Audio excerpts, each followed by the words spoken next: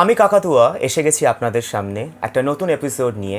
It's a brand new episode with a musical person doctor Maheri Bose.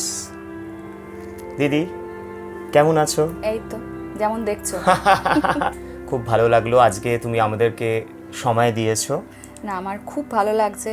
আড্ডাটা তো আমি north ক্যালকাটার মেয়ে অরিজিনালি, ওকে, তো সুতরাং আড্ডার জায়গাটা একটা আলাদাই জায়গা আমার আচ্ছা। কাছে, সুতরাং আমারও খুব ভালো লাগছে। বাহ, খুব ভালো। তো আমি যেটা জানতে চাই, একটু ছোটবেলার গল্প যদি কিছু একটু শুনি। ছোটবেলার গল্প বলতে সাদামাটা গল্প, একেবারেই সাদামাটা আটপৌরে ছোটবেলা, যেমন মানে আমাদের সময় যেরকম হতো, বিকেলে খেলতে যাওয়া ছিল। এখন আসলে আমাদের সাদামাটাটার সাথে এখনকার এটা খুব একটা মেলে না যদিও, কিন্তু আমার ছোটবেলাটা বিকেলে খেলতে যাওয়া, বাইরে বন্ধুরা এসে ডাকাডাকি করছে জানলা দিয়ে, আমি নেমে গিয়ে খেললাম, আবার একটু সন্ধ্যে হলে মা ডাকছে পড়তে বসানোর জন্য, সেরকম ভাবেই কেটেছে। আচ্ছা, তো আমরা যেরকম জানি যে আমাদের পড়াশোনার হাতে খড়ি হয়, ঠিক আছে, সরস্বতী পুজোর দিন একটা নতুন অধ্যায় শুরু হয়। তো যেহেতু আমরা প্রথমেই বললাম যে মিউজিক্যাল জগতের একজন মানুষ, তো তোমার সঙ্গীতের হাতে খড়ি কবে হয়, কিভাবে হয়? আমার পারিবারিকভাবে আমার 4টে জেনারেশন আমার পরিবার মিউজিকের সাথে যুক্ত, নর্থ ইন্ডিয়ান ক্লাসিক্যাল মিউজিক, কিন্তু যেটা এক্সপেক্টেড সেরকম আমার ক্ষেত্রে মিউজিকের কথা বলতে গেলে ঘটেনি। তার কারণ আমার মিউজিকে হাতে খড়ি হয়েছিল ছোটবেলা ঠিকই, কিন্তু আমি ভীষণ খেলাধুলো করতে ভালোবাসতাম, ছটফটে ছিলাম, তো আমাকে বসিয়ে রেখে কাজ করানো একটু মুশকিলই ছিল। তো মা খানিকটা জোর করে, বাবা কিন্তু কখনোই আমাকে কোনো কিছু নিয়ে জোর করেন, কিছু করার নেই। তো মা বরঞ্চ একটু জোর করে, না গান করতে হবে, কি এরকম করলে হবে কি করে। তখন আমি অনেকটাই ছোট, তো আমি তখন ক্লাস 2-তে পড়ি। এবার তখনই জোর জবরদস্তি বসানো রেয়াজে কিন্তু আমি করতে চাইছি না, এরকম বাবার এক সিনিয়র ছাত্রী, সে আমাকে একটু দেখাতো, কিন্তু সে আর আমি তখন ক্লাস 2-তে পড়ি, আর পেরে ওঠা যাচ্ছিল না আমাকে নিয়ে, আর আমি এতটাই দুরন্ত ছিলাম। তো তারপরে বাবা বললো যে এরকম জোর করে হবে না, ওটা স্বাভাবিকভাবে যখন আসবে তখন ওটা নিশ্চয়ই আসবে একটা সময়, ওটা তখনের জন্য থাকবে, এখনও যেরকম থাকছে থাকতে দাও। তো তারপর থেকে একেবারেই পুরোটাই খেলাধুলো, পড়াশুনো, ছবি আঁকা, এইটা নিয়ে ছিল। ছবি আঁকাটা আমার জীবনে একটা খুব বড় জায়গা জুড়ে ছিল ওই সময়টাতে। হ্যাঁ, খুব ভালোবাসতাম ছবি আঁকতে, এখনও বাসি। তখন আঁকার সুযোগটাও অনেক বেশি পেতাম, সেই জন্য আঁকতাম খুব। তো তারপরে আমি যখন ক্লাস 8-এ পড়ি, ওই সময় থেকে আমার খুব হঠাৎই একটা ট্রানজিশন হয়। তখন ওই 2000 সাল পড়লো, মিলেনিয়াম পড়লো। তো প্রতীকদা আমাদের মধ্যে আর নেই এখন। প্রতীকদা একটা অনুষ্ঠান করেছিল সৌহার্দ্য বলে। তো বাংলার যত শিল্পীরা রয়েছেন প্রত্যেকে গিয়েছিলেন সেই অনুষ্ঠান, নজরুল মঞ্চে হয়েছিল। একদম শেষে নতুন শতাব্দীর প্রথম ভোর আর কি, সেই মুহূর্তে একদম শেষের শিল্পী আমার বাবা ছিলেন আর কি। আমার বাবা আমার গুরু আচার্য জয়ন্ত বোস। তো বাবা একটা গান ওই সময় করেছিলেন, সেই গানটা শুনতে শুনতে আমার একটা, আমি জানি না বাবা নিচে কম্পোজিশন করছিল, আমি ওপরে ছিলাম, আমি ঠিক বলতে পারবো না কি রসায়ন ঘটলো। ওই প্রথম প্রেমের একটা যেরকম প্রাবল্য হয় আবেগের, সেরকম একটা ঘটনা ঘটলো আর কি। তো খানিকটা বলা যায় ওইটা একটা টার্নিং পয়েন্ট ছিল। তখন থেকে আমি একেবারে 180 ডিগ্রি ঘুরে গেলাম। তার আগে অবধি কিন্তু আমার বাড়িতে অনেকেরই সন্দেহ ছিল আদৌ আমি গান বাজনার দিকে যাবো কিনা, কারণ আমি এতটাই অন্য সব কিছু নিয়ে ব্যস্ত থাকতাম। তো ওই ক্লাস 8-এর ওই দিনটা, ওইটা খানিকটা টার্নিং পয়েন্ট আর কি। খুব ড্রামাটিক লাগবে হয়তো শুনতে, কিন্তু এটা আসলেই সত্যি, এটা ভীষণ ড্রামাটিকভাবেই আমি একটু ঘুরে গেছিলাম। ওই গানটা শোনার পর থেকে, ওই মুহূর্তটার থেকে আমার ওরিয়েন্টেশনটা, হ্যাঁ, একটা ভয়ঙ্কর চেঞ্জ। ওটা শুধুমাত্র পরিবর্তন না, খানিকটা চারিত্রিক বিবর্তন ঘটলো বলা চলে আর কি। তো করে এখন তো যাই হোক, তারপর থেকে তো আর ওইটাই সবার আগে, সঙ্গীতটাই সবার আগে, সঙ্গীতের জন্যই আমি এরকম হয়ে গেল। কিন্তু এটা খুব ড্রামাটিকভাবে হয়েছিল, ভালো লাগাটা ভালোবাসা হয়ে দাঁড়ালো। তখন ভালো লাগাও ছিল কিনা আমি জানি না, তখন আমি কিন্তু খুব কানেক্টেড ছিলাম না, বাইরে থেকে দেখলে সেটা ভেতরে আনকনসিয়াস মাইন্ডে কতটা, যেহেতু আমি মনোবিজ্ঞানের ছাত্রী আর অধ্যাপিকাও, সেই জন্য আনকনসিয়াস মাইন্ডে হয়তো কোথাও কিছু ছিল নিশ্চয়ই, কিন্তু কনসিয়াস মাইন্ডে আমি একেবারেই মিউজিক কিন্তু ছিল না। তো সেইটা মানে পুরোপুরিভাবে কনসিয়াস মাইন্ডটা দখল করে নিল মিউজিক আচ্ছা। তারপর থেকে। ওকে, তো বাবা বাবার সাথে পথ চলা কবে থেকে শুরু হলো? মানে ছোটবেলা থেকে তো অবশ্যই ছিল, সেটা না, মানে সঙ্গীত জগতে বাবার সাথে পথ চলা কবে থেকে শুরু হলো? বাবার সাথে আমি পথ চলিনি, বাবাকে অনুসরণ করে চলেছি। সাথে চলিনি তার কারণ বাবা এমনই একটা গুরুর জায়গায় আমার, তো সেইখানে গুরুর যেই ছবিটা সেটা অনেকটা বড়, অনেকটা ভারী, অনেকটা ব্যাপ্তি নিয়ে আর কি। তার মধ্যে ডেফিনেটলি বাবাও রয়েছে, কিন্তু গুরুর ওই জায়গাটা এতটাই বড়, তো সেই জন্য সেইখানে খুব সম্ভ্রম, শ্রদ্ধা, এই জায়গাটা ভীষণ বড় করে বরাবরই কাজ করেছে। তো মানে আমি এখনো বাবার সামনে গান করতে গেলে এখনো কিন্তু আমার হাত পা কাঁপে আর কি। মানে তখন মনে হয় না মানুষটা তো আমার বাবা, এটা আমি কখনো ভাবতে পারি মানে এটা ভেবে নিজেকে হালকা করতে পারিনি কখনো। তো এইটা তো সেরকমভাবে বাবা খুব অদ্ভুতভাবে শিখিয়েছেন আমাকে, একদম নিজে ধরে বসে এরকম শেখানোটা বাবা আমার ক্ষেত্রে কিন্তু করেননি। বাবা যেটা করেছেন, আমাকে এমন এমন পরিস্থিতিতে ফেলেছেন যেই পরিস্থিতি থেকে আমার শেখা ছাড়া উপায় নেই, মানে ওখানে আমাকে শিখেই বেরোতে হবে। তো আমার এই পদ্ধতিটা আমার বাবা আমার জীবনে দেখা শ্রেষ্ঠ শিক্ষক।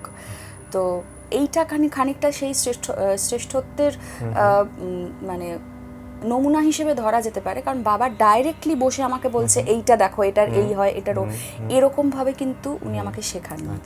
আমাকে এমন এমন ওই পরিস্থিতি, যেটা বললাম, এমন এমন পরিস্থিতিতে বাবা ফেলেছে যে সেখানে কিন্তু আমাকে ওটা বাধ্যতামূলক, আমাকে ওটা জেনে নিতে হবে, খোঁজ নিয়ে দেখে নিয়ে পরখ করে রিসার্চ ওয়ার্কটা তোমাকেই করতে হবে, একেবারে ওই প্র্যাকটিক্যালি হাতে কলমে নিজেকে শিখে নিতে হবে। এই জায়গাটা বাবা ভীষণভাবে প্রমোট করেছেন ছোটবেলা থেকে, এখনো তাই। মানে আমি এখনো কিন্তু নিয়মিত বাবার কাছে শিখি, কিন্তু আলাদা নয়, সকলের সঙ্গে। তুমি বললে গুরুজি তোমাকে প্রচুর সিচুয়েশনের মধ্যে ফেলে দিত, রাইট, শেখার জন্য। তো সেরকম একটা কোনো মজার কোনো ঘটনা বা একটা কোনো ঘটনা যেটা তোমার মনে হচ্ছে সত্যি খুব চ্যালেঞ্জিং? একটা ঘটনা অনেকবার ঘটেছে, মানে বারবার ঘটেছে ওভার দ্য ইয়ার্স। সেটা হচ্ছে আমার বাবা অনেকগুলো কমিউনিটি ওয়ার্ক করেছেন, মানে কমিউনিটি সিঙ্গিং এর প্রজেক্টস প্রচুর করেছেন বাবা। তো সেই যেমন ভোকাল সিম্ফনি বাবার একটা খুব অনবদ্য একটি ক্রিয়েশন, ওই রিহার্সালগুলো যখন হতো বাবা অনেক সময় পুরোটাই আমার দায়িত্বে রেখে চলে যেতেন, যেটা করিয়ে না। এবার তখন ওটা করতে গেলে আমি যদি কর্ডটা না জানি, কারণ 5 পার্ট হারমোনি চলছে, এবার সেইটা আমাকে বাজাতে হবে, কারণ প্রত্যেকেরই একটা মানে যখন সে পার্টটা তুলছে, যখন প্র্যাকটিসটা হচ্ছে, একটা সুরের সাপোর্ট তখন প্র্যাকটিসের সময় দিতে হবে, তারপরে যখন হচ্ছে তখন সুরের সাপোর্টটা লাগবে না, সেরকমভাবেই অভ্যাস করা। কিন্তু অভ্যাসের সময়টাতে তো আমাকে একটা সাপোর্ট দিতে হবে। তো তখন আমি পার্টিকুলার কোনো একজনের পার্ট যেমন বাজালে হবে না, আমাকে বাজাতে হবে প্রত্যেকে যেটা গাইছে, তো কোন কর্ডটা দিলে প্রত্যেকের পার্ট ফিট করবে, এটা করতে গিয়ে আমার কর্ডের নলেজটা গ্রো করে গেছে। আমি কিন্তু মানে বাবা বসে আমাকে বোঝায়নি যে কোনটা বি ফ্ল্যাট মেজর, কোনটা সি মাইনার, কোনটা অগমেন্টেড বলে, কোনটা ডিমিনিশড বলে, কিন্তু ওইটা আমি করতে করতেই হাতে কলমে আমি বাধ্য হয়েছি, তার কারণ অতজনকে আমাকে করাতে হবে, বাবা বলে গেছে, ওই দায়িত্বটা দিয়ে গেছে। তো এরকম এটা মানে বারবার এরকম হয়েছে। কোনো একটা জায়গায় বাবা হয়তো ওরকমই একটা রিহার্সালের মধ্যে আমাকে বাবা বলে দিল যে এই গানটা এটাকে তুলিয়ে ওদেরকে তুলিয়ে দাও, এমন করে যাও যাতে সবাই একসাথে গাইতে পারে। এবার কিভাবে গানটাকে আমি মানে, কারণ বাবার গান সবাই জানে যে জটিলতা থাকে, কিভাবে সেটাকে কোনখানটা আমি সহজ করতে পারি যাতে গানের মানে নির্যাসটুকু থাকে অথচ জটিলতা থাকবে না, একসাথে গাওয়া যাবে। এইগুলো সব করতে করতে ভীষণ হ্যান্ডস অন এক্সপিরিয়েন্স হয়েছে, করতে করতে কখন যে শিখে গেছি বুঝতে পারিনি আর কি। মানে এটা একটা অন্যরকম এক্সপিরিয়েন্স যেটাকে বলে। হ্যাঁ একদমই, মানে হ্যান্ডস অন এক্সপিরিয়েন্স যেটাকে বলে। একদম, মানে হয়তো কখনো মানে গাড়িতে যাচ্ছি, হট করে বাবা বললো যে এই গানের লাইনটা শুধু আবৃত্তি করে বললে কেমন হবে। মানে আমি কিন্তু তখন জানতাম না যে এটা আমি শিখছি, কিন্তু তখন আমি বললাম, সেটাতে বাবা কিছু একটু অ্যাড করে দিল। তখন ওইটা মানে একটা গানকে ভালো মতো করে ভেবে সেটাকে যখন আমি গাইছি, তখন গানটা তো একটা মেসেজ, মানে সেই একটা বার্তাটা বহন করছে একটা সুরের মাধ্যমে, সুরের লেখার। তো সেখানে একটা যদি একাত্ম না হওয়া যায় গানটার সাথে, তাহলে তো খুব মুশকিল। তো হ্যাঁ, এবার একাত্ম হয়ে গানটা গাওয়ার জন্য যেটা খুব জরুরি, গানটাকে আবৃত্তি করে নিজের কথা মনে করে ফেলা। মানে আমি যদি গানটা তো তোমার কথা, এবার আমি তোমার মতো বললাম তাহলে কিন্তু ওটা আমার গান হলো না। তো সেই জন্য আমাকে যখন বলতে হবে যেন ওটা আমারই কথা, তাহলে ওটা আমাকে তো বলতে হবে গানটা, তারপরে গাইতে। হ্যাঁ, তো এইটা যে তখন আমি শিখলাম, এটা তখন বুঝিনি, হয়তো পরে গিয়ে বুঝেছি। তো এরকম ভাবে নানাভাবে বাবা দেখিয়েছে পথ আর কি। মানে একটা অন্য রকম ভাবে মানে অনুশীলনই চলছে, বাট সেটা হচ্ছে তুমি নিজে করো, করে হ্যাঁ, ওই খেলা খেলা গান গান গান খেলা এরকম করে, মানে গাইডেন্স যেটাকে বলে। একদম। তা তুমি একটা কথা বললে তোমার আঁকতে খুব ভালো লাগতো, তাই তো? তো এরকম কোনো এক্সপিরিয়েন্স আছে যে তুমি ধরো এঁকেছো যেটা তোমার ভালো লেগেছে, বা কোনো এমন কোনো আঁকা যেটা তোমার খুব পছন্দ হয়েছে, বা কোনো কোথাও গেছো সেটাকে নিয়ে, বা কোনো প্রাপ্তি সেটার জন্য হয়েছে, একটু কিছু যদি বলো সেটার ব্যাপারে। আমি মানে খুব বস্তু জাগতিক প্রাপ্তি ওরকম ভাবে বলতে পারবো না, কারণ সেরকম ভাবে হয়, কারণ আঁকাটা তো আমি মানে পেশা হিসেবে কখনো নিইনি, ভাবিও নি সেটা নিয়ে। তবে হ্যাঁ, আমি আমার যখন ইচ্ছা হয় আঁকতে, আমি স্কেচটা বেশি পছন্দ করি, স্কেচটাই করি, মানে পেন্সিল স্কেচ আর কি। তো সেইটা যখন করি, অনেকেরই এরকম পোর্ট্রেট করে দিয়েছি, আমার ইচ্ছে হয়েছে মানে কোনো ভালোবাসার মানুষের, তখন আমি সেটা করেছি। কোনো এমনি কিছু দেখলাম, একটু এঁকে ফেললাম। আমার কাছে প্রাপ্তিটা হচ্ছে যখন জিনিসটা দাঁড়ালো, আমার নিজের দেখে খুব ভালো লাগছে, এইটা আমার সবথেকে বড় প্রাপ্তি। সেটা আমার যে কোনো কাজেই তাই, আমার নিজের ভালো লাগা চাই। অবশ্যই, কারণ দেখো যে কোনো শিল্পের একটা যে প্রকাশ যেটাকে বলে আর কি, সেটা তো নিজে যতক্ষণ না স্যাটিসফাইড হয়, আর শিল্পী কখনো স্যাটিসফাইড হয় না, স্যাটিসফাইড হতে চায় না। হ্যাঁ, কিন্তু একটা শান্তি যে না, মানে মোটামুটি এইটা। হ্যাঁ, আমি যেমন দেখে আঁকি, আমি কিন্তু না দেখে আঁকতে পারি না, যেহেতু আমার সেভাবে আমি শিখিনি। তো আমি খুব ছোটবেলা আঁকাতে মা ভর্তি করেছিল, সেটা ওই খুব ছোটবেলা শুরু হয়ে ছোটবেলাতেই বন্ধও হয়ে যায়, বেশি দিন হয়নি, 1 বছর না 2 বছর শিখেছিলাম। কিন্তু ভালো লাগাটা যেহেতু রয়ে গেছে, আমি নিজে আঁকিমুখি কাটতাম। তো এটা করতে করতে যেটা হয়েছে যে আমি দেখে মোটামুটি খারাপ না, ভালো আঁকতে পারি, কিন্তু না দেখে খুবই খারাপ আঁকি, মানে না দেখে ওটা আঁকাটার পর্যায়ে পৌঁছয় না। কাকাতুয়া এটাও জানতে পারলো যে doctor Mayeri Bose is a painter also. শখে ভালোবেসে তিনি ক্যানভাসও পোর্ট্রেট করেন। আমার যারা আমার সাথে জুড়ে আছেন আমার ফেসবুকে, তারা অনেকেই জানেন, তার কারণ তাদের মধ্যে অনেকে আমি করেও দিচ্ছি স্কেচ আর কি, তাদের মধ্যে অনেকে জানেন। আচ্ছা, খুব ভালো। তো মার কথা অনেকবার উঠে আসছে, একটু মায়ের কথা শুনি। মার কথা বলতে আমার জীবনে মায়ের ভূমিকাটা ওই জলের মতো আর কি। তো প্রয়োজন, তা নয় তো মানে সার্ভাইভালের প্রশ্ন উঠে আসে। তো আর কি বলবো, মানে এটাই সব থেকে বড় করে আমি যেটাই করি, যখনই যেটাই করেছি, সব থেকে আগে মাই জানতে পেরেছে, মা বুঝতে পেরে গেছে, করতে চেয়েছি কিছু, সেটা মা বুঝতে পেরে গেছে, প্রথম থেকে শেষ অবধি সাথে থেকেছে, এখনো আছে। তো খুব ইন্ডিসপেন্সিবল একটা অংশ মা আর কি আমার। এক্সপ্রেস করা খুব, হ্যাঁ, এক্সপ্রেস করাটা খুবই মুশকিল। মানে আমাকে যদি আজকে কেউ বলে যে আমার জীবনে আমার হাতের কি ভূমিকা, আমি আমার ডান হাত নিয়ে কি বলবো, কাজ তো করতেই পারছি ডান হাতের জন্য।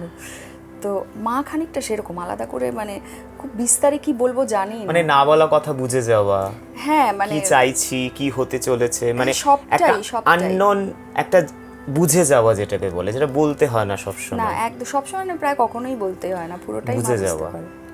মায়েরি Bose, she is a film maker also. তো সেই দিকটার ব্যাপারে যদি কিছু বলো, মানে কোথা থেকে ইন্টারেস্ট আসলো, মানে হঠাৎ করে বলবো না, মানে এটাও তো একটা শখ। হ্যাঁ হ্যাঁ হ্যাঁ,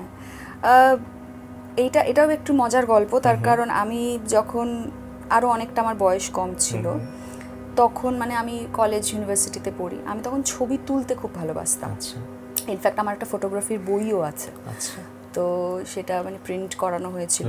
তো আমি খুব মানে ওয়াইল্ড লাইফ ভীষণ পছন্দ করতাম তুলতে, ক্যান্ডিডস পছন্দ করতাম, পোর্ট্রেটস, এইগুলো খুব ভালোবাসতাম। আর আমার একদম পছন্দ ছিল না, মানে চলচ্চিত্রের দিকটা আমি একদম পছন্দ ছিল না, মানে যে না আমি তো একটা স্টিল তুলবো, এই স্টিলটাতেই আমার বাকি পুরো গল্পটা, ওই একটা মুহূর্ত ধরে রাখবো, সেটার থেকে পুরো গল্পটা আমি পৌঁছে দেবো, আমি ভেঙে ভেঙে অত গল্প বলতে পারবো না, আমার ভালো লাগে না, এরকম ছিল। তো বাবা আর কি, আমি বলি যে মানে যার ঘোড়া সে তো সব থেকে ভালো জানে আর কি। তো বাবা জানতো এই মানে এর পরের দিকে গিয়ে এটাই করবে। তো বাবা আমাকে বলতো যে, আমাকে বাবা বদরা বলে ডাকে, মানে মেঘ। তো বদরা ছবিটা এমনি তুমি ভিডিওটা নিয়ে ইয়ে করতে পারো। আমি বললাম, না আমার ভিডিও একদম ভালো লাগে না, আমি করবো না, আমি কোনোদিনই ভিডিও করবো না। বাবা বলেছিল তুমি বোধহয় এরপরে শুধু ভিডিওটাই করবে, আমার ধারণা। তো যাই হোক, একেবারেই তাই হয়েছে। 2013 সালে হঠাৎ, আমি জানি না কি, আমার এই চেঞ্জগুলো না খুব হঠাৎ অ্যাব্রাপ্ট হয়েছে আমার জীবনে। হঠাৎ আমার একটা গুরু পূর্ণিমার একটা অনুষ্ঠান সাজাবো, তো তখন হঠাৎ মনে হলো যে বাবাকে একটা উপহার দেব, কি উপহার দেওয়া যায়। তো বাবার অনেকগুলো ওরকম মানে কথন আছে আর কি, খুব সুন্দর সুন্দর দর্শনের কথা। তো ভাবলাম যে বাবার ওরকম কয়েকটা বেছে সেইগুলোর ওপর একটা করে ছোট ছবি বানাই। আচ্ছা, এই ঢুকলো প্রথম ছবি বানানোর ইচ্ছেটা। দিয়ে করেছিলাম 10টা ছোট ছোট শর্ট ফিল্ম করেছিলাম, তার মধ্যে একটা অ্যাওয়ার্ডেডও হয়েছিল কলকাতা চিলড্রেন ইন্টারন্যাশনাল ফিল্ম ফেস্টিভ্যালে। তো ব্যাস, তারপরে আর এখন আর কি স্থির চিত্রটা কম তোলা হয় না সেইটার ব্যাপারে একটু বলো, যেটা অ্যাওয়ার্ড পেয়েছে। সেইটা ছিল আমার প্রথম ছবি, আমার প্রথম শর্ট ফিল্ম। ওটার নাম হচ্ছে, ওটা আমার আপাতত আমার ইউটিউব চ্যানেলে আছে, দয়া করে বলে।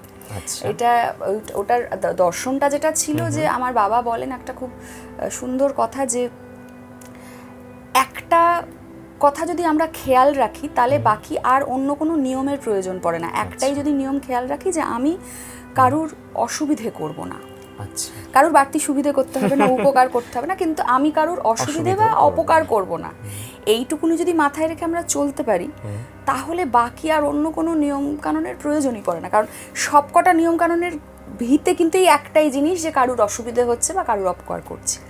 তো এইটা আমার খুব ইন্টারেস্টিং লেগেছিল যখন বাবার মুখে শুনেছিলাম। ওইটার ওপর একটা শর্ট ফিল্ম করেছিলাম আমি, যে প্রচুর নিয়ম বলা হচ্ছে, কিন্তু এই নিয়ম বলতে বলতে আসলে আমাদের যেটা, আমাদের তো সংবিধান, বিশাল সংবিধান, প্রচুর নিয়ম আছে, রুলস অ্যান্ড রেগুলেশনস, কিন্তু আসলে এত নিষেধাজ্ঞা তো দরকার পড়ে না। মানে আমার যদি বোধটা উন্নত হয়, তাহলে তো আমি এমনিও এই কাজগুলো করবো না, তাই না? আমাকে তো লিখে দিতে হবে না যে আমি ঘরে কারোর একটা বাড়িতে গেছি, একটা দেয়ালে যদি লেখা থাকে যে এখানে আবর্জনা ফেলবেন না, আমি ফেলবো কেন ওখানে আবর্জনা? এটা তো আমি জানি, এটা তো আমার সহবত, এটা তো আমার শিক্ষার মধ্যে পড়ে, আমার বোধ তো বলবে না আমাকে ওখানে কোনো আবর্জনা ফেলতে।